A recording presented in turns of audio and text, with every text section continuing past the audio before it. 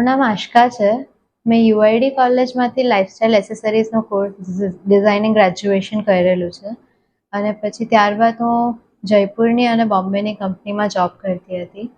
તે દરમિયાન મારે ગિરનાર મારા ભાઈ અને મારા ફ્રેન્ડ્સ સાથે દર મહિને જવાનું થતું હતું અને કોરોના પછી તરત જ 99 હતી ગિરનારજીની, તો એ 99 કરવા માટે ગઈ હતી. તો બસ એક 99 દરમિયાન એવા ભાવ થયા કે સાચે જ સંસારમાં કાંઈ નથી ને પ્રભુ પાસે જ રહેવામાં સુખ છે અને સંયમના ભાવ થયા. ત્યારબાદ સાધ્વીજી મહારાજ સાહેબ પાસે 2 વર્ષ રહેવાનું થયું અને આજે મને દીક્ષાની ઈચ્છા થઈ છે, તો સાહેબની નિશ્રામાં મને દીક્ષા મળશે હવે. હા, હું અશોકભાઈ શાહ નડિયાદમાં વકીલાત કરું છું. મારો પુત્ર સુકેતુ શાહ અમદાવાદ રહે છે.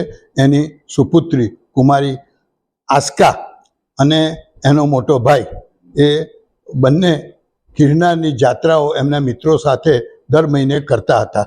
એ જે દર મહિને ગિરનારની જાત્રા કરવા જતા હતા એમાં એને એ ધર્મ તરફ વળી ગઈ અને ધીમે ધીમે એ તરફ એનું લક્ષ્ય વધી ગયું અને ત્યારબાદ એણે 99ની જાત્રા કરવાનું નક્કી કર્યું અને 99ની જાત્રા કરી અને 108 જાત્રા કરી.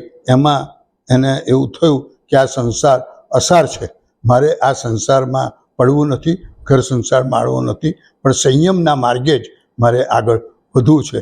સાધુ ભગવાનની એ તું જો.